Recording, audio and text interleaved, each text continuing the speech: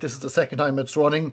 Obviously, with the SkillNet funding is now down to 400 per person if through the SkillNet system, and it's a standard, I suppose, fundamental module for those going into the coastal marine sector. It's offered as part of our MSc in Applied Coastal and Marine Management, and this is a module Introduction to Coastal and Marine Governance, 5 ECTS at level 9 on the NFQ. And as it says on the tin, it's exactly that. It's fundamentals of integrated coastal zone management, marine spatial planning, marine protection area frameworks, marine innovation, etc. But because it's applied master's course, it's very much a mixture of theoretical, which I would predominantly taught by academics and members of the planning department in University College Cork.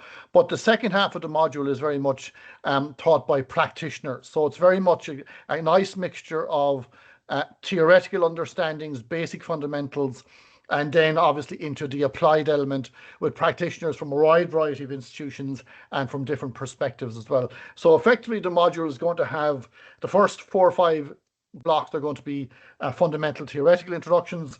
Then I'm going to bring into what I would call 2 disruptors. And one of the things we're doing in academia now is bring in people with alternative opinions. So one of the lectures will be from a geopolitical perspective, very much on the political side, science side, and also another disruptor from the eco-humanity side. So give a much broader perspective on the idea of coastal and marine governance, who we serve, what we're doing, what we're trying to achieve, etc. And then to follow on to that, then bring in practitioners in the field to give a hands-on approach to different aspects of these whole fundamental aspects that we're going to bring in. So for example, one of the most successful lectures last year was on the idea of the problems of noise in the marine environment and how that generates significant problems from a marine perspective in terms of mammals and in terms of the coastal zone and marine spatial planning as well. So lots of very interesting viewpoints there.